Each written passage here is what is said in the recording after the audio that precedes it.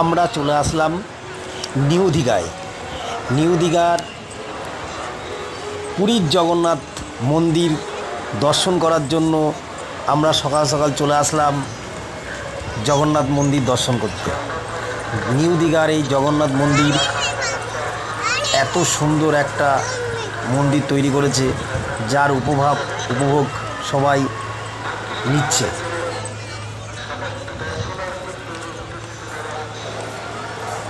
আমাদের পশ্চিমবাংলার মধ্যে এত সুন্দর একটা জগন্নাথ মন্দির ভাবাই যায় না।